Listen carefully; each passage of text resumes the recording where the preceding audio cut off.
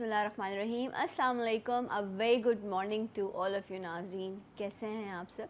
उम्मीद यही, दुआ यही मेरी आज के इस ख़ास दिन पर कि मेरे तमाम देखने वाले जो हैं वो खैरियत से हों। और नाज़रीन, आप सबको रमज़ान का ये बाबरकत महीना, ये मुबारक महीना, ये मेहमान महीना बहुत बहुत मुबारक हो।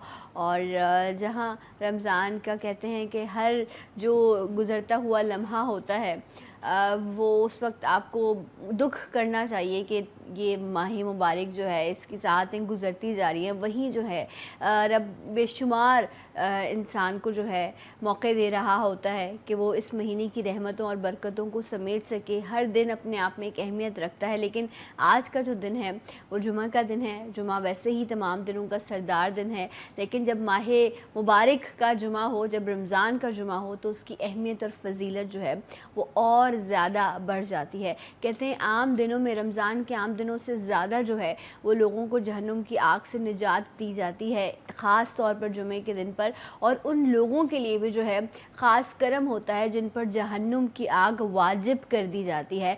सो आप सोचें कि ये कितने मुबारक लम्हे हैं जो रब ने मुझे और आपको नसीब किए हैं, और फिर कितनी हमारी बदबख्ती हो और कितनी हमारी बदकिस्मती हो कि इस माह मुबारक और इन ख़ास दिनों का हम हक़ ना निभा सके और इसमें अपनी बख्शिश ना करवा सके। तो दुआ करूँगी कि रब मुझे और आपको तौफ़ीक दे कि हम बेहतर अमल कर सकें और इस माह मुबारक के सदक़े में जो है वो रब के आगे अपनी मग़फ़िरत करवा सकें। आज रमज़ान के हवाले से यकीनन बात होगी, और जिस तरह अभी मैं स्टार्ट में ही ज़िक्र कर रही थी कि रब की तरफ से एक ऐसा बोनस हमें मिल रहा होता है कि हर चीज़ जो है, जो भी आप कर रहे होते हैं, अल्लाह कहता है ठीक है, सबसे बेहतरीन तिजारत है जो आप रब से करते हैं ना, इससे बेहतरीन कोई और काम नहीं।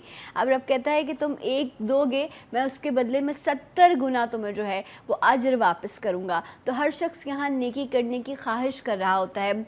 हम बड़े शुक्र, अब जब से मुझे इस चीज़ की समझ आने लगी, मुझे ऐसा लगता है कि जो शख्स मेरे माल को साफ़ करने के लिए, जिसको भी मैं ज़कात दूंगी या जिसको भी मैं सदका खैरात दूंगी, मुझे लगता है वो बड़ा मोहतरम शख्स है मेरे लिए, क्योंकि उसकी वजह से जो है मुझे नेकी करने का मौका मिल रहा है।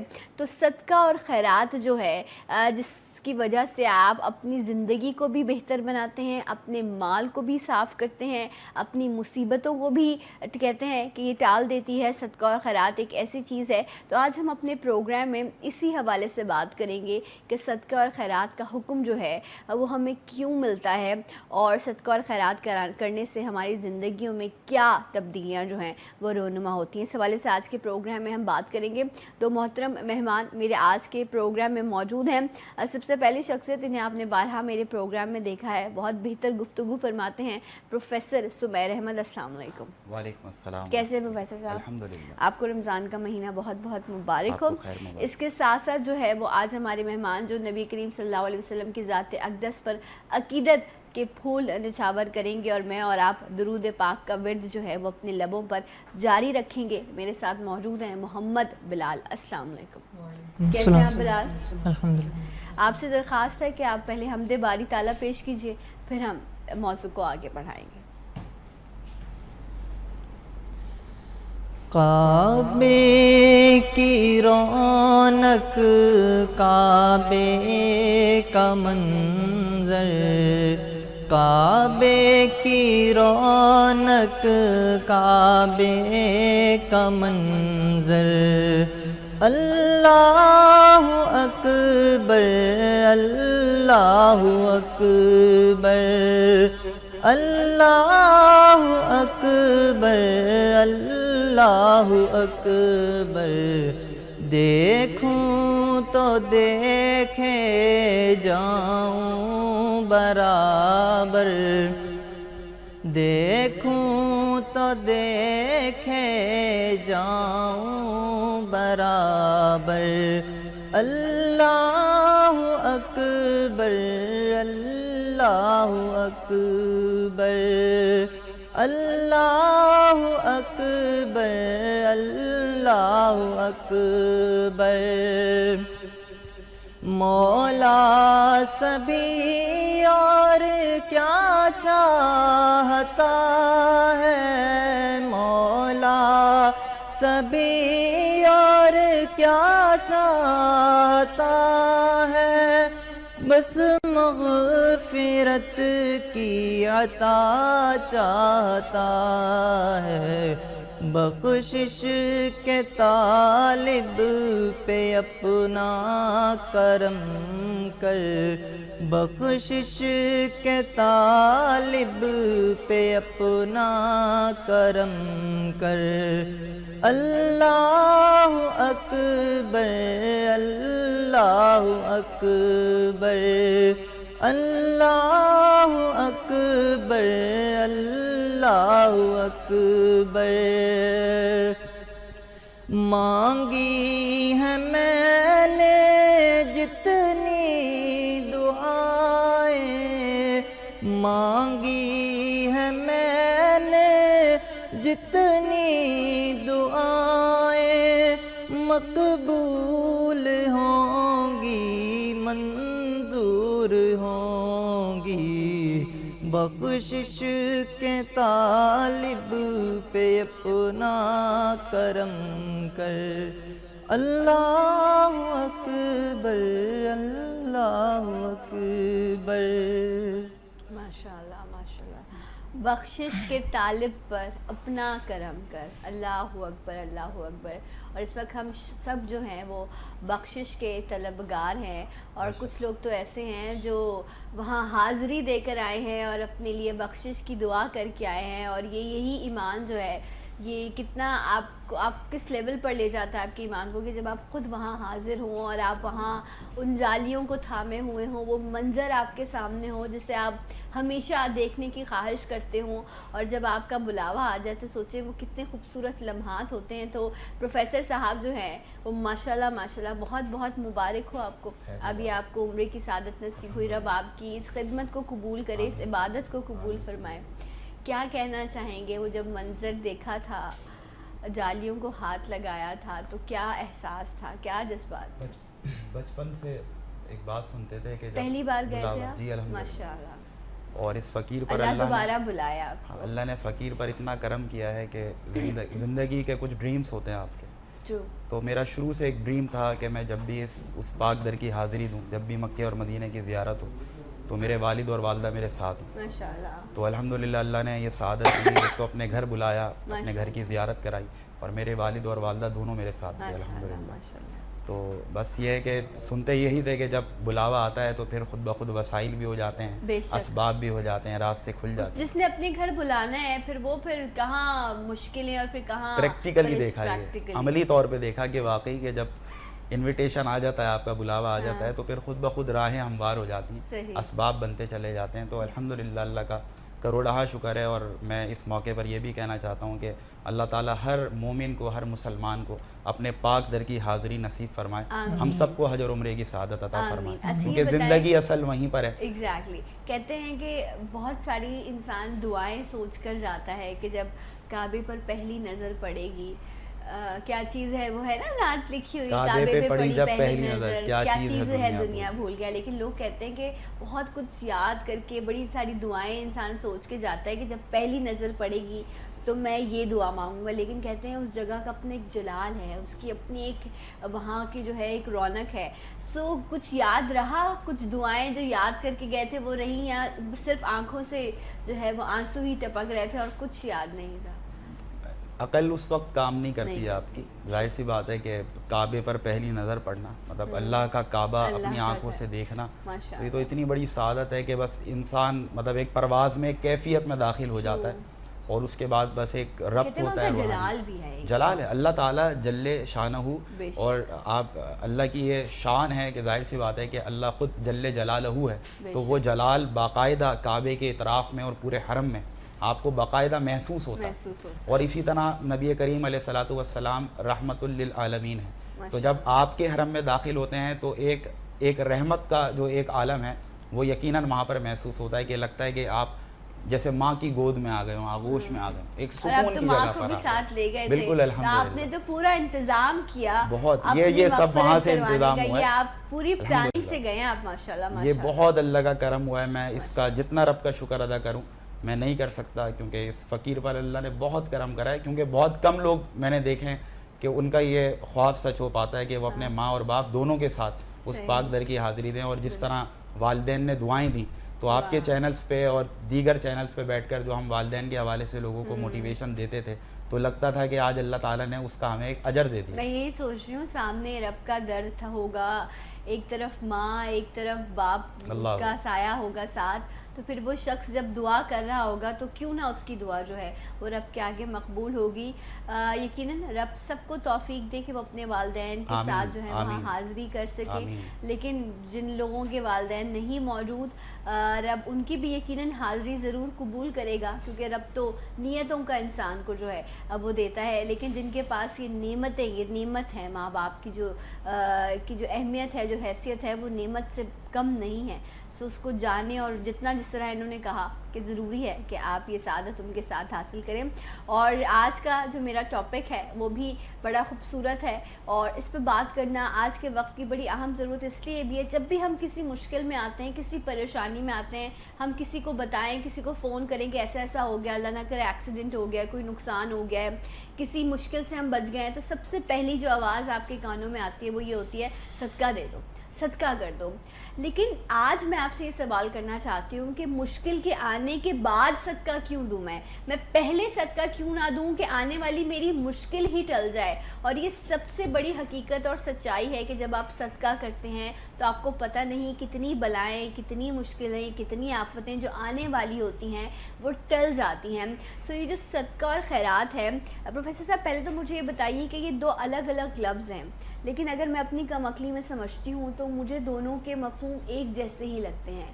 تو آپ مجھے سمجھائیے فرق کیا ہے, صدقے میں اور خیرات میں کیا فرق؟ صدقہ اور خیرات دونوں دراصل ایک ہی چیز ہے, لیکن اگر آپ اس کے عملی اعتبار سے اس میں دیکھیں تو صدقہ عموماً مطلب ہمارے عوام الناس جو میں دیکھ رہے ہیں ان کو آسانی کے ساتھ سمجھانے کے لیے کہ صدقہ فرض کر لیں کہ کسی کے ہاں اولاد ہوئی تو اس کی لمبی عمر کے لیے, اس کی صحت میں برکت کے لیے اس وقت جو آپ رب کی راہ میں پیسہ خرچ کریں گے یا مال خرچ کریں گے تو یہ صدقے کے زمرے میں آتا ہے. اور خیرات جو ہے وہ کسی خاص موقع کی منتظر نہیں ہوتی, بلکہ خیرات وہ ہے کہ جو آپ ہر وقت, ہر عام وقت میں رب کی بارگاہ میں جو بھی آپ اپنا مال خرچ کرتے ہیں وہ خیرات کی صورت اختیار کرتا ہے. صدقہ جیسے آپ نے کہا کہ موت کو بھی ٹال دیتا ہے, بیماریوں کو ٹال دیتا ہے. تو اگر کسی خاص غرض سے کہ میرے بچے کی جو عمر ہے اس میں وہ دراز ہو, یا اس کی عمر میں صحت میں برکتیں ہوں, یا بیماریوں سے ہمیں شفا ملے, تو اس طرح کے ایک اسپیسیفائڈ چیزوں کے لیے پرٹیکولر مواقع پر اگر آپ کریں خرچ تو وہ صدقہ ہے. لیکن بالعموم دونوں کا مطلب اور معنی ایک ہی ہیں کہ رب کی بارگاہ میں اپنے مال سے جو آپ مال خرچ کریں گے وہ صدقہ و خیرات. صحیح. اچھا, اور آپ یہ بھی دیکھیں کہ صدقہ اتنی خوبصورت چیز ہے کہ اگر آپ مالدار نہیں بھی ہیں تو بھی ایسا نہیں ہے کہ آپ صدقے سے دور ہیں. معذرت کے ساتھ ایک اور چیز کہ صدقہ جو ہے وہ صرف مال کا محتاج نہیں ہوتا.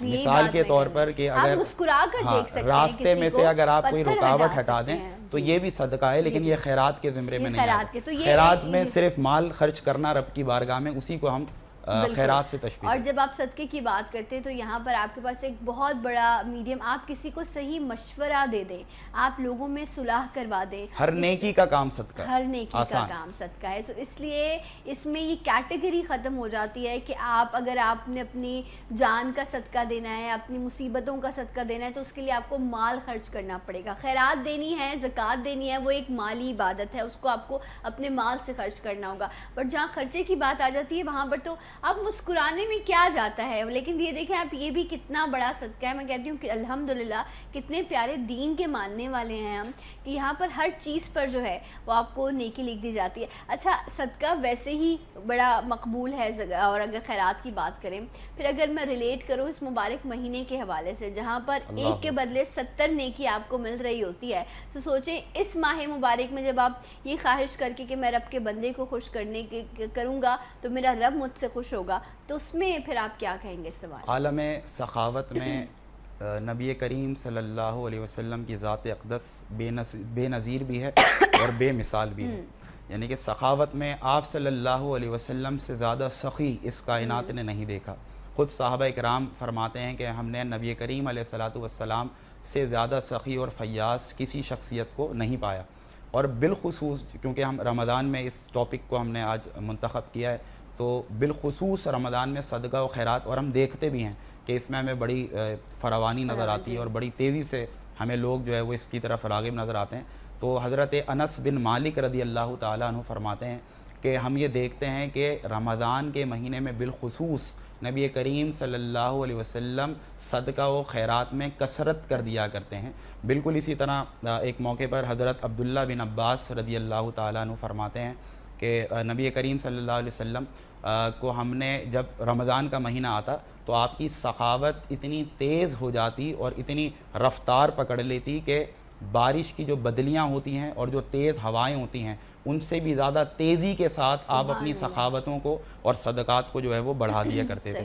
تو خود وجہ تخلیق کائنات کا رمضان المبارک کے مہینے میں صدقات اور خیرات کا خاص انتظام کرنا یقیناً امت مسلمہ کو یہ ترغیب دلا رہا ہے اور یہ تبلیغ کر رہا ہے، یہ پیغام دے رہا ہے کہ آپ ویسے تو 12 مہینے یتیموں کا خیال رکھیں، غریبوں کا خیال رکھیں، بیواؤں کا خیال رکھیں، مسکینوں کا خیال رکھیں، لیکن کیونکہ یہ ایک مہینہ ایسا ہے جو اللہ کا مہینہ ہے اور اس میں خاص برکتوں کا، رحمتوں کا نزول ہوتا ہے، تو اگر آپ اس مہینے میں خاص طور پر اللہ کے ان بندوں کو جو محتاج ہیں، جو ہماری امداد کے مستحق ہیں، اگر آپ ان کے لیے رب کی بارگاہ میں اپنا مال خرچ کریں گے، صدقہ و خیرات میں کثرت کریں گے، تو یقیناً اللہ تبارک و تعالیٰ کی بارگاہ سے آپ کو بے پناہ اجر و ثواب بھی نصیب ہوگا۔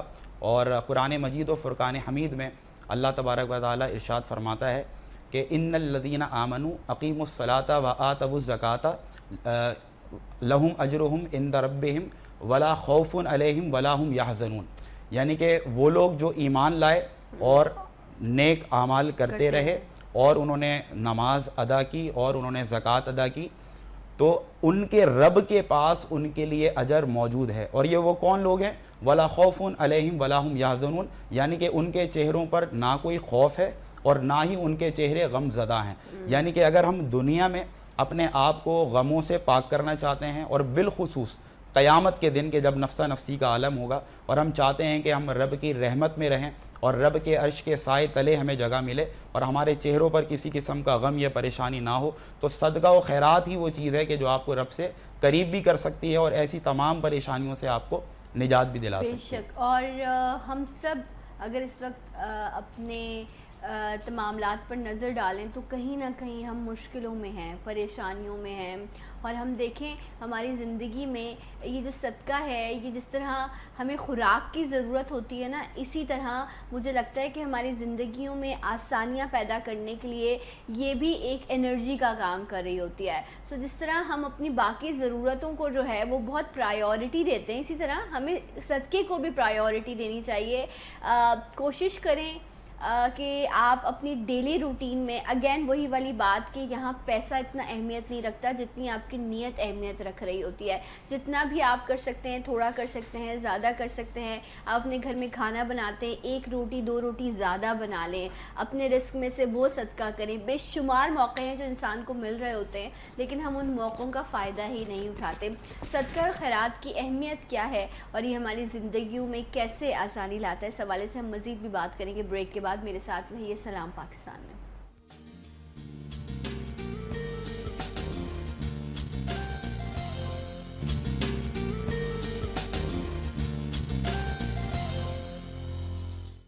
ایک بار پھر سے ناظرین آپ سب کو پروگرام میں خوش آمدید کہتے ہیں۔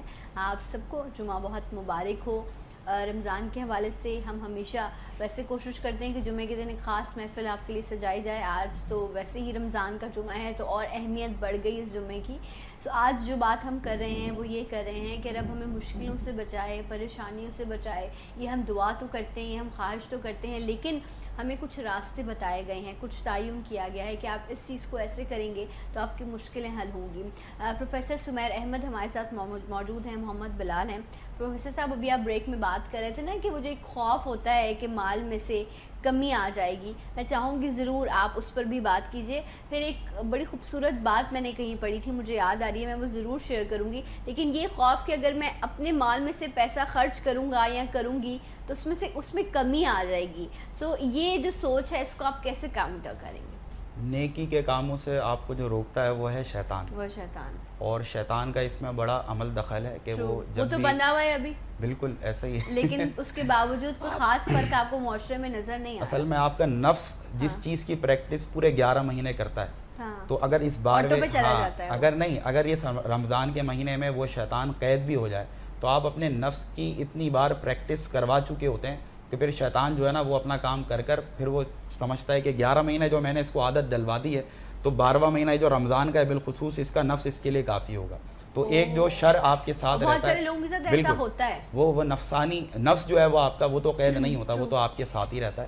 تو شیطان اس میں بڑا عمل دخل ہے کہ وہ صدقات سے خیرات سے آپ کو روکتا ہے, اور اس کا خود ہمیں اعلان جو ہے وہ خود قرآن کرتا ہوا نظر آتا ہے. اللہ تبارک و تعالیٰ قرآن مجید و فرقان حمید میں فرماتا ہے الشیطان یعدکم الفقر ویأمرکم بالفحشاء, کہ شیطان تمہیں ڈراتا ہے دھمکاتا ہے, کس سے؟ تنگ دستی سے, کہ تم اگر اپنے مال میں سے پیسہ خرچ کرو گے تو ذرا سوچو کہ کہیں تم خود تنگ دست نہ ہو جاؤ, تمہارے پاس خود مال ختم نہ ہو جائے. لیکن پھر وہ آپ نے جو ابتدا میں بڑی پیاری بات کی تھی کہ کیوں نہ رب سے تجارت کر لی جائے.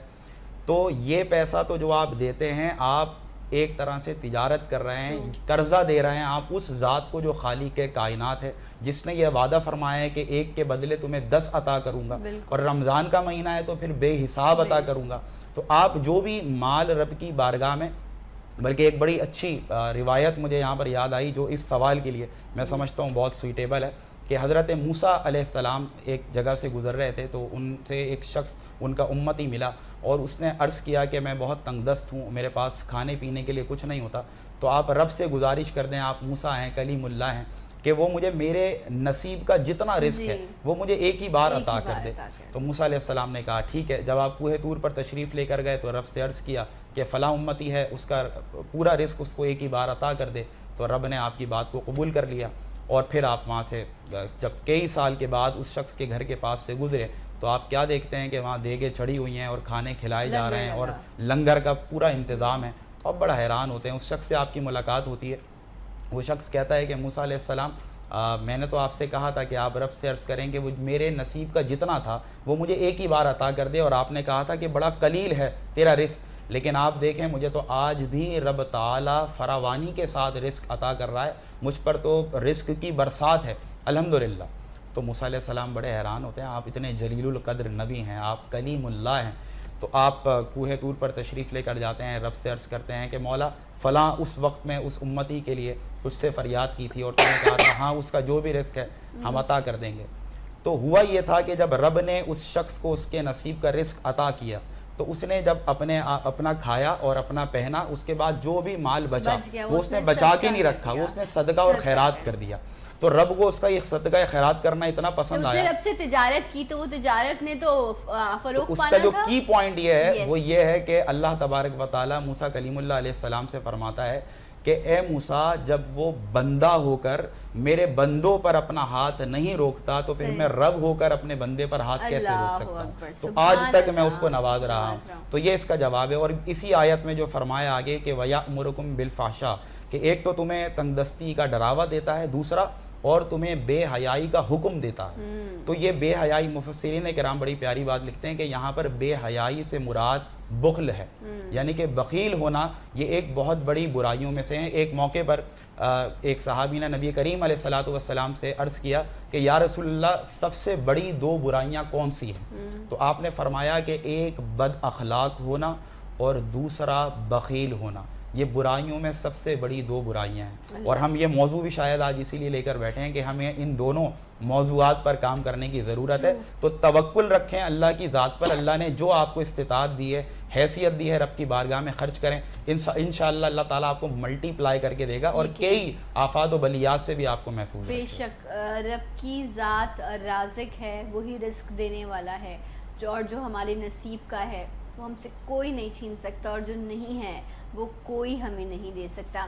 ابھی جو آپ بات کہہ رہے تھے ایک بڑا خوبصورت واقعہ ہے, شاید آپ لوگوں کی بھی نظروں سے گزرا ہوگا, کہ ایک عربی جو ہے وہ اپنے کسی قریبی دوست, بہت پریشان ہوتا ہے, پریشان حال ہوتا ہے, تو اپنے قریبی کسی دوست کے ساتھ ڈسکس کرتا ہے کہ میری بیٹیاں ہیں, میں پریشان رہتا ہوں, قرضے میں بھی ڈوبا ہوا ہوں, اور وہی والا معاملہ کہ تنخواہ ملتی ہے اور مہینہ ختم ہونے سے پہلے جو ہے وہ پیسہ ختم ہو جاتا ہے اور گھر میں ناچاکی پریشانی رہتی ہے. کا دوست اسے مشورہ دیتا ہے کہ تم نا اپنی جو تمہیں رقم ملتی ہے اس میں سے صدقہ کیا کرو.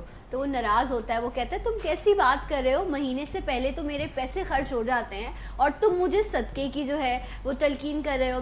لیکن وہ گھر جاتا ہے, اپنی بیوی سے بات کرتا ہے, تو اس کی بیوی کہتی ہے کوئی بات نہیں, اگر اس نے کہا ہے تو تم اللہ کی راہ میں کچھ درہم خرچ کر کے دیکھو.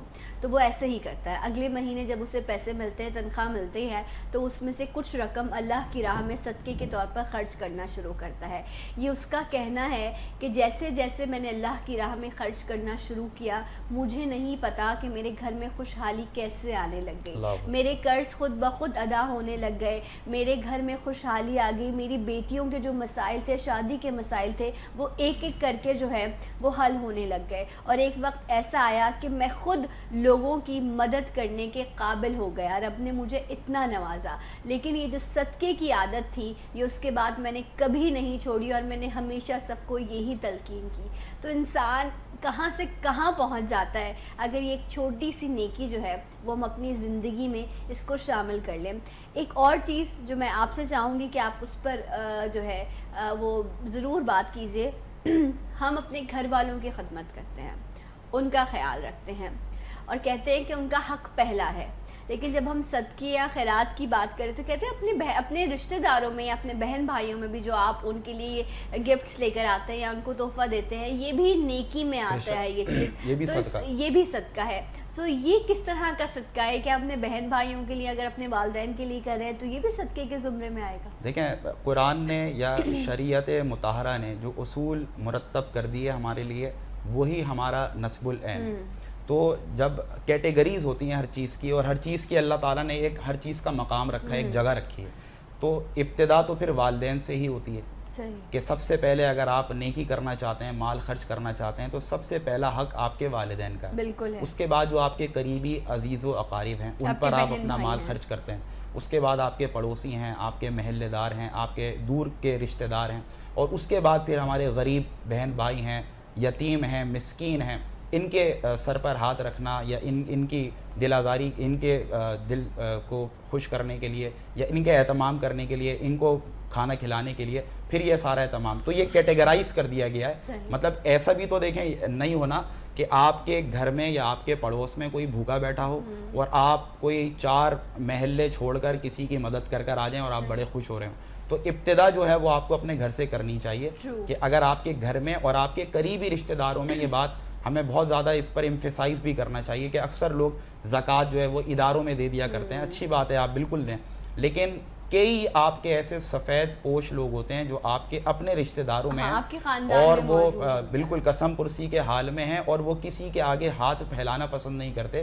وہ اپنی اللہ تعالیٰ نے ان کو سفید پوش بنایا ہے, اور وہ اپنی محتاجگی کو کسی کے آگے شو نہیں کرتے. یہ مجھے بتائیں کہ اگر آپ کی فیملی میں اس طرح کا کوئی ہے, آپ کا قریبی, اچھا آپ کو یہ کہتے ہوئے, یہ لفظ کہتے ہوئے تھوڑا سا شاید عجیب لگتا ہے کہ آپ یہ کہیں کہ میں تمہیں زکوٰۃ کی رقم دے رہا ہوں, ٹھیک ہے, یہ کہتے ہوئے تھوڑا سا شاید کہیں نہ کہیں آپ کو جو ہے وہ یہ لگ رہا ہوتا ہے کہ سامنے والے کے پتہ نہیں ذہن میں کیا بات آئے گی. اس میں یقیناً علماء کرام کی اپنا ایک تمام معاملات ہوں گے, لیکن میں یہ آپ سے جاننا چاہ رہی ہوں کہ اگر میں کسی کو زکوٰۃ کی رقم دے رہی ہوں یا اس سے لیا ہوا مال, اس مال میں سے تحفے لے کے دے رہی ہوں, تو کیا مجھے اس سے بتانا ضروری ہے کہ میں تمہیں یہ زکوٰۃ کے پیسے میں سے کوئی چیز دے رہی ہوں یا زکوٰۃ کا پیسہ, میں نے تو نیت کر لی, لیکن کیا میں اس کو لازمی بتاؤں؟ ہو سکتا ہے اس کے دل میں وہ نہ ہو جائے, وہ اس کو برا نہ لگے. جس فکر کی طرف آپ اشارہ کر رہی ہیں, تو اللہ تبارک و تعالیٰ ہمیں 70 ماؤں سے زیادہ چاہتا ہے. بے شک. تو یہ جو سینے میں ہے نا دل, اس کا خیال سب سے زیادہ اس رب نے رکھا.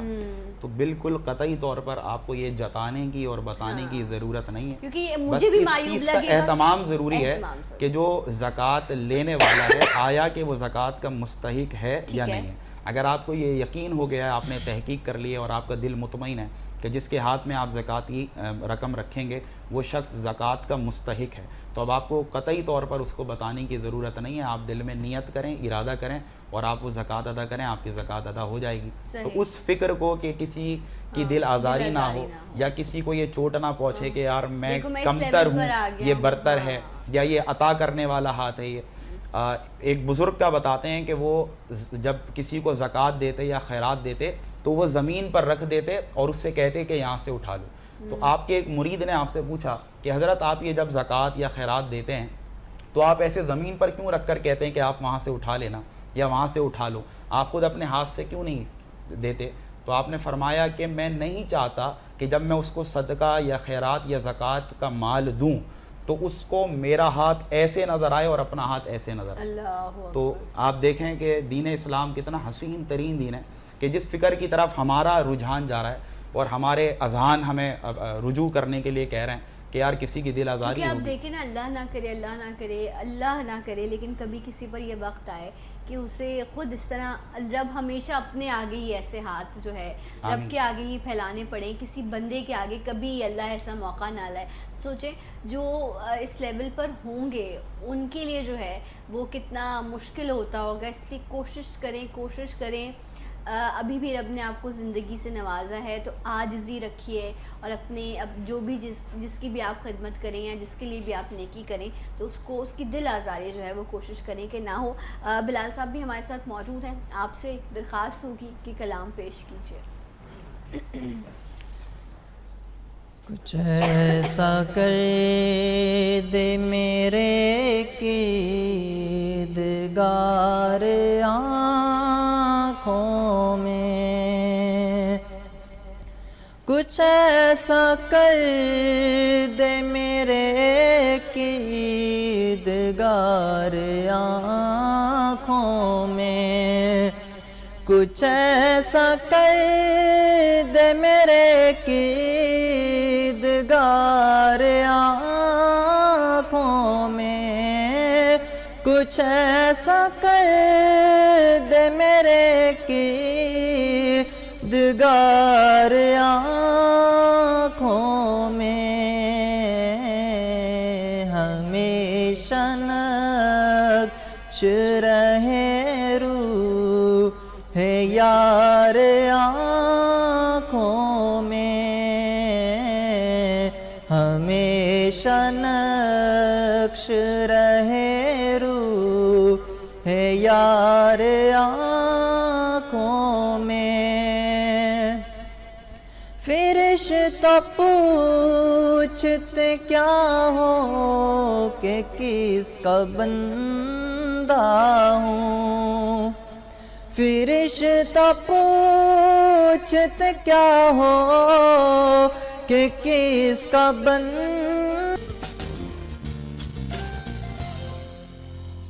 Once again welcome back. سلام پاکستان ناظرین, آپ سب کو جمعہ مبارک ہو. اور آج ہم بات کر رہے ہیں صدقہ اور خیرات کے حوالے سے جو آپ کو مصیبتوں سے, بلاؤں سے, پریشانیوں سے محفوظ رکھتا ہے. اور کوشش کریں کہ چھوٹی چھوٹی سی جو نیکیاں ہیں نا وہ انسان کو بڑی مشکل سے بچاتی ہیں. سو خود بھی عادت ڈالیے. جب آپ خود عادت ڈالیں گے تو ہمارے بچے وہ نہیں ہوتے جو ہم انہیں بنانا چاہتے ہیں, ہمارے بچے وہ بنتے ہیں جو ہم خود ہوتے ہیں. سو اس لیے اگر آپ خود ان کے سامنے نیکی کریں گے, خود لوگوں پر صلہ رحمی کریں گے. میں بڑے دکھ کے ساتھ میں پچھلے 2-3 دن پہلے کہیں ایک جگہ گئی تھی تو میں نے دیکھا کہ جو بچے ہیں وہ اپنے جو گھر میں جو کام کرنے والے ہیں ان سے اس طرح بات کر رہے تھے کہ جس طرح وہ ان کے ہاتھ میں جو ہے وہ کوئی لائک غلام دے دیا گیا ہے. سو مجھے بہت دکھ بھی ہوا. میں نے 2-3 جگہ پر بچوں کو ٹوکا بھی, پھر اس کے بعد مجھے یہ احساس ہوا کہ کہیں ماں باپ کو یہ احساس نہ ہو. پھر میں نے آخر آ کے ماں باپ ان کو کہہ ہی دیا, میں نے کہا یہ آپ بچوں کے ساتھ غلط کر رہے ہیں کل کو, کیونکہ یہ ان کی نیچر میں ایک آ جائے گی کہ حکمرانی کوئی چیز ہوتی ہے. ایسی یہ کوئی لفظ ہی نہیں ہے. مجھے لگتا ہے بچوں کی ڈکشنری میں ایسی کوئی چیز ہونی ہی نہیں چاہیے کہ وہ آپ دھتکاریں اپنے کام کرنے والوں کو. ان کا کوئی حق نہیں ہے. کوئی کم کما رہا ہے, زیادہ کما رہا ہے, عزت سے کما رہا ہے نا. تو اپنے بچوں کو اگر آج یہ سکھائیں گے تو پھر آپ آگے جا کے کیا ایکسپیکٹ کریں گے ان سے. اس فکر سے ماورا کہ سننے والے جو آپ نے جن کا ذکر کرا ان کو اچھا لگے یا برا, لیکن ہم جہاں بیٹھے ہیں ہمیں حق بات کہنی چاہیے. بالکل. میں نہیں سمجھتا کہ ان بچوں نے خود یہ بات سیکھی ہے.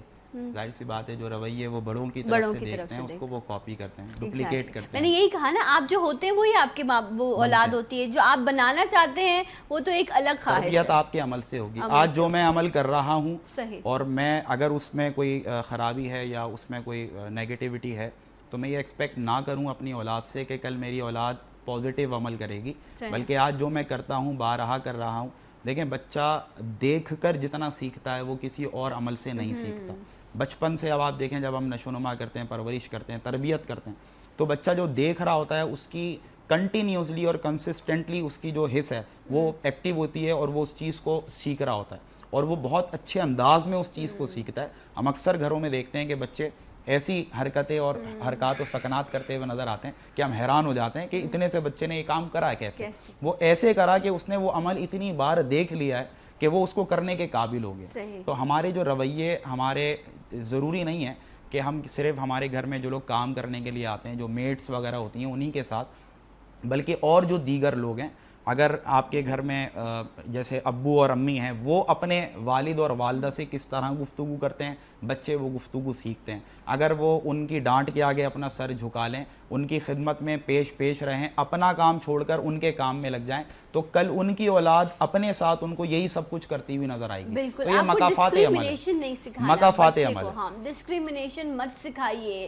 آج آپ کو لگ رہا ہے کہ شاید یہ چیز اچھی ہے, لیکن یہ آگے جا کر جو ہے صلہ رحمی, کیونکہ یہ جب بچے کی پرسنالٹی ڈیولپ ہو رہی ہوتی ہے. اس دن میں مولانا طارق جمیل صاحب کا ایک بیان سن رہی تھی, جس میں وہ کہہ رہے تھے کہ اپنے بچے کو اپنے سینوں سے لگا کے رکھو, 7 سال تک اس کی تربیت کرو, اس کی شخصیت بن رہی ہوتی ہے, اس کی پرسنالٹی بن رہی ہوتی ہے. اور اس ٹائم آپ جب اس کو اسکول سسٹم میں, وہ ایک الگ بحث ہے, بٹ مجھے بڑی پیاری بات لگی ان کی, یقیناً کہ وہ مرحلہ ہوتا ہے, وہ لمحات ہوتے ہیں جب آپ اپنے بچے کی شخصیت بنا رہے ہوتے ہیں. 7 سال تک اس کی بیسک جو پرسنالٹی ہے وہ کمپلیٹ ہو چکی ہوتی ہے. اس کے بعد جو بھی ہے اب وہ اس کے اوپر ہے. فاؤنڈیشن آپ نے 7 سال کی عمر تک تیار کرنی ہے اور کر لی ہوتی ہے. اب اس کے بعد یا تو آپ نے بھگتنا ہوتا ہے یا پھر آپ نے ایک اچھی شخصیت تعمیر ہوتی ہوئی نظر آتی ہے اور آپ کو اس کا پھل کھانا. Exactly right. سو جو آج ہم جس حوالے سے بات کر رہے تھے صدقہ اور خیرات, مجھے لگتا ہے کہ, اور یہ حقیقت بھی ہے کہ آج کے دور کا سب سے بڑا سرمایہ جو ہے وہ آپ کی نیک اولاد ہے. اور اس میں بھی آپ جب خود اپنے ہاتھ سے اچھا عمل کرتے ہیں, صدقہ کرتے ہیں, نیکی کرتے ہیں, لوگوں کی دعائیں لگتی ہیں, اور آپ کی اولاد جو ہے وہ آپ کے لیے زندگی میں آگے بہتر عمل کرتی ہے. لیکن مجھے ایک اور بھی چیز کا خیال آ رہا تھا کہ جب ہم صدقے کی بات کرتے ہیں تو ہمارے ذہن میں آتا ہے اچھا جی کالا بکرا ہونا چاہیے, مرغی ہونی چاہیے, انڈے ہونے چاہیے, مطلب لائک اس طرح کے صدقات لوگ کر رہے ہوتے ہیں نا کہ ٹھیک ہے آپ کے ساتھ اس طرح کا معاملہ ہے, ایک کالا بکرا آپ کو صدقہ کرنا پڑے گا یا کالی مرغی کرنی پڑے گی, کچھ لوگ کہتے ہیں اس رنگ کی دال کرو.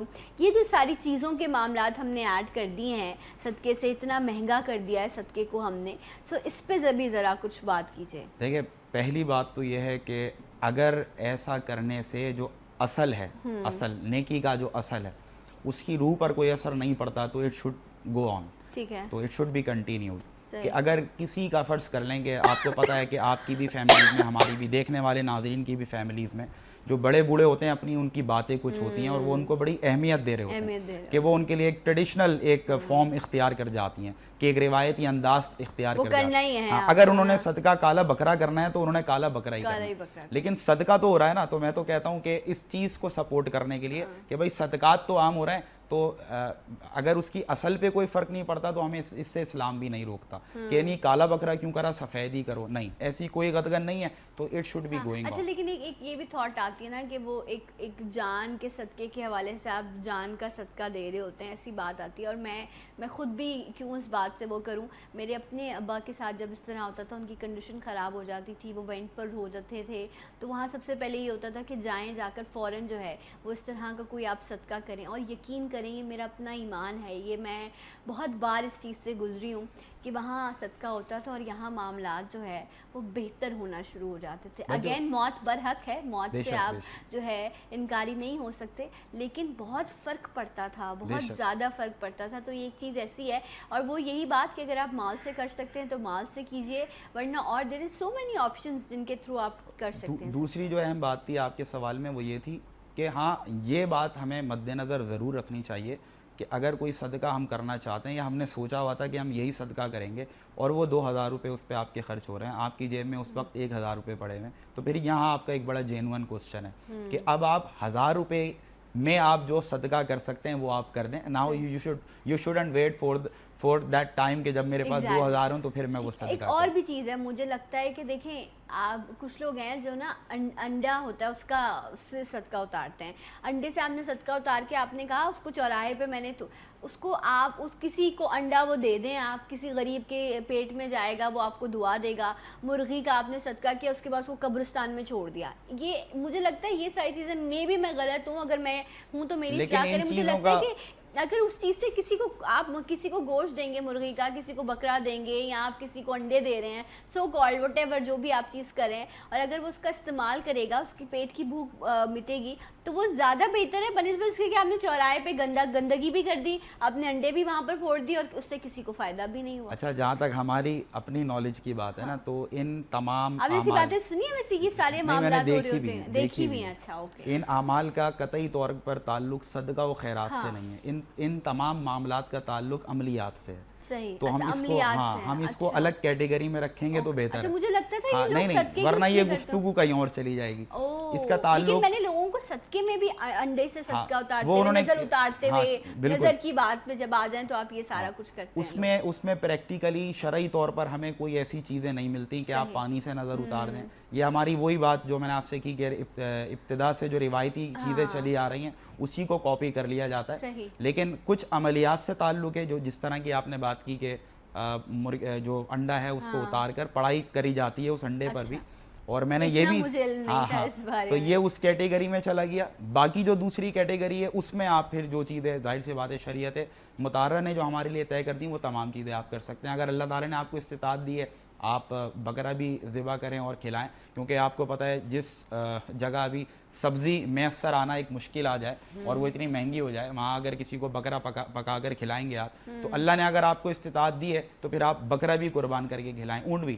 ہمیں صحابہ کرام رضوان اللہ تعالیٰ علیہم اجمعین کی زندگیوں سے, ان کی جو سیرت ہے, ہمیں اس سے بہت بڑی بڑی چیزیں جو ہے نا وہ مثلاً ملتی ہیں یا مثال کے طور پر ملتی ہیں.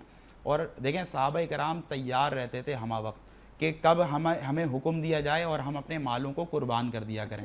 وہ یہ نہیں دیکھتے تھے کہ ہمارے پاس کیا ہے اور کیا نہیں. ایسے ہی نبی کریم صلی اللہ علیہ وسلم نے نہیں فرمایا کہ میں تمہیں اس صحابی کا نام نہ بتاؤں کہ جب جنت کو پہنچے گا داخلے کے لیے تو جنت کے 8 دروازے اس کو پکاریں گے. تمام صحابی عرض کرتے ہیں یا رسول اللہ وہ کون ہے؟ تو آپ فرماتے ہیں کہ وہ ابو بکر ہے, کہ جب وہ جنت کے قریب پہنچے گا تو جنت کے 8 دروازے پکاریں گے مرحبا مرحبا مرحبا, یعنی کہ ہر دروازہ یہ خواہش کرے گا کہ حضرت ابو بکر صدیق رضی اللہ تعالیٰ عنہ اس دروازے سے داخل ہوں. یعنی کہ میں اور آپ ہم سب جو ہے صدقات کے ذریعے خیرات کے ذریعے ہم جنت کا تعاقب کر رہے ہیں. لیکن یہ کیسے صدقہ اور خیرات کرنے والی عظیم ہستیاں تھیں کہ جن کا تعاقب خود جنت کر رہی تھی. تو کیوں کہ غزوہ تبوک کا موقع ہے, حکم دیا, سب اپنا اپنا مال لا کر پیش کر رہے ہیں. تو جب حضرت ابو بکر صدیق نے اپنا مال لا کر پیش کیا, یہ روایت اکثر لوگ کوٹ کرتے ہیں اپنی گفتگو میں, لیکن اس کو کمپلیٹ کوٹ کرنا بہت ضروری ہے. جب آپ نے سارا مال لا کر حضور کے قدموں پر نچھاور کر دیا, یہاں پر ایک عقیدے کا نقطہ بھی ہے, میں چاہوں گا ہمارے ناظرین سنیں. نبی کریم صلی اللہ علیہ وسلم نے پوچھا ابو بکر گھر پر کیا چھوڑ کر آئے؟ تو اب دیکھیں ایک حاضر و ناظر والا کانسیپٹ اکثر ذکر ہوتا ہے, تو سوال کرنے والا سامنے ہے اور جواب دینے والے بھی سامنے ہیں. نبی کریم صلی اللہ علیہ وسلم نے سوال کیا ابو بکر گھر پر کیا چھوڑ کر آئے؟ تو ابو بکر عرض کر دیتے یا رسول اللہ گھر پر اللہ چھوڑ کر آئے ہوں یا گھر پر اللہ کافی ہے. نہیں, سوال کرنے والا سامنے ہے, آپ علیہ الصلوۃ والسلام سامنے موجود ہیں, اس کے باوجود حضرت ابو بکر صدیق رضی اللہ تعالیٰ عنہ نے پوری امت مسلمہ کو قیامت تک کے لیے ایک جواب دے دیا. آپ نے عرض کیا یا رسول اللہ گھر پر اللہ اور اس کا رسول چھوڑ کر آئے, گھر پر اللہ اور اس کا رسول کافی ہے. تو جب یہ سارا مال نچھاور کر دیا تو روایت میں آتا ہے کہ آپ ٹاٹ کا کرتا پہن کر آئے تھے جس کو ببور کے کانٹوں سے آپ نے سیا تھا. یہ لباس پہن کر آپ حضور کی بارگاہ میں حاضر ہوئے. تو رب کا آپ کا اس طرح تمام مال صدقہ و خیرات کر دینا اتنا پسند آیا کہ حضرت جبرائیل تشریف لائے اور نبی کریم صلی اللہ علیہ وسلم کو وحی کی. آپ نے فرمایا حضرت ابو بکر صدیق رضی اللہ تعالیٰ عنہ سے, اے ابو بکر تیرا یہ صدقہ و خیرات اور تیرا یہ مال اللہ کی راہ میں نچھاور کرنا رب کو اتنا پسند آیا کہ رب نے تجھے سلام بھیجا. اور رب پوچھتا ہے کہ رب ابو بکر سے راضی ہے, ابو بکر سے بھی پوچھ لو کہ کیا وہ اپنے رب سے راضی ہے. اور جو لباس آج ابو بکر نے پہنا ہے رب تعالیٰ کو وہ لباس اتنا پسند آیا ہے کہ آج آسمان پر جتنے فرشتے ہیں سب کو رب نے وہی لباس پہنا ہے. اللہ اکبر. تو جب توکل کے ساتھ آپ اپنے مال کو رب کی بارگاہ میں خرچ کرتے ہیں تو پھر آپ جنت کا تعاقب نہیں کرتے، پھر ابو بکر کی طرح جنت آپ کا تعاقب کرتے۔ یہ یقیناً توکل ہے، یہی ایمان کی نشانیاں بھی ہیں۔ اور یہاں ذکر ان کا بھی ضروری، وہ لوگ جو لوگوں پر ظلم کرتے ہیں، لوگوں کی حق تلفی کرتے ہیں، بیواؤں کا، یتیموں کا مال کھا جاتے ہیں، اور اس کے بعد بھی جو ہے وہ کاٹن کا سوٹ پہن کر اور رکڑ کر بیٹھے ہوتے ہیں، اور اس کے بعد مال لوگوں کو دے رہے ہوتے ہیں، خرچ کر رہے ہوتے ہیں، کسی کا حق مار کر جو حقدار تھا اس کے بعد کسی نیکی کا کرنا، صدقہ کرنا۔ پھر آپ یہ سوچیں، یہ تو وہی بات ہوگی نا کہ ہم کس کو دھوکہ دے رہے ہیں؟ اس ذات کو جس نے جو دو جہاں کا مالک ہے، ہم اس کو نعوذ باللہ چیٹ کرنے کی کوشش کریں۔ اور ایسے بہت سارے لوگ ہیں جو حق مارتے ہیں لیکن اپنی واہ واہ کروانے کے لیے پھر وہ رب کی راہ میں خرچ بھی بہت کر رہے ہوتے ہیں۔ کیا ایسے مال کی رب کو یا بندوں کی ضرورت ہوتی ہے؟ دیکھیں، ریاکاری تو اسلام نے ویسے ہی اس کی بہت زیادہ مذمت کی ہے، بہت زیادہ اس کو کنڈیم کیا گیا ہے، اور اللہ کو یہ بات بڑی محبوب ہے کہ جب رب کی بارگاہ میں کچھ مال کوئی خرچ کرے تو اگر وہ دائیں ہاتھ سے دے تو اس کو بائیں ہاتھ کو بھی اس کو خبر نہ ہو۔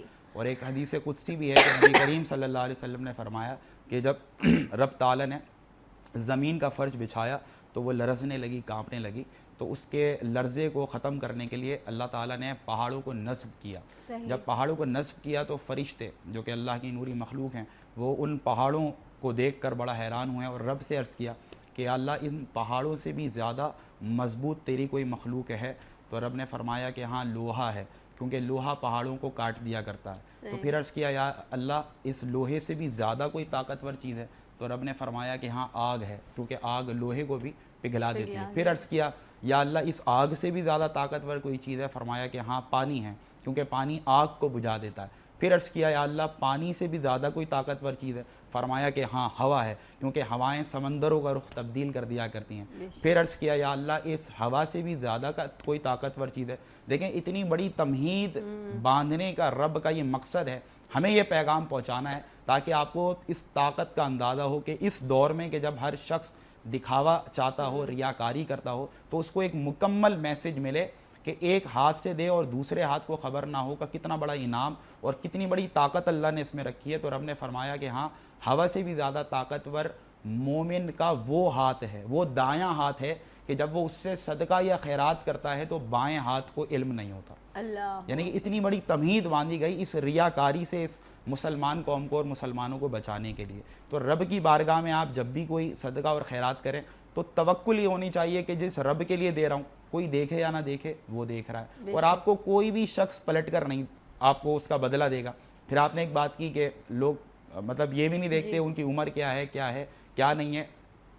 کفن میں ان کے لیے سب سے آسان جواب کہ کفن میں جیب کسی کے نہیں ہوتی، خالی ہاتھ جانا ہے اور آپ کا پالا اسی رب سے ہی پڑھنا ہے، باقی آخرت کی تمام منازل اس رب سے آپ کا واسطہ پڑھنا ہے، تو اس رب پر توکل کرتے ہوئے خرچ کریں گے تو ہمارا ایمان ہونا چاہیے۔ بہت شکریہ پروفیسر صاحب، تھینک یو سو مچ۔ بلال صاحب آپ کا بھی بہت شکریہ۔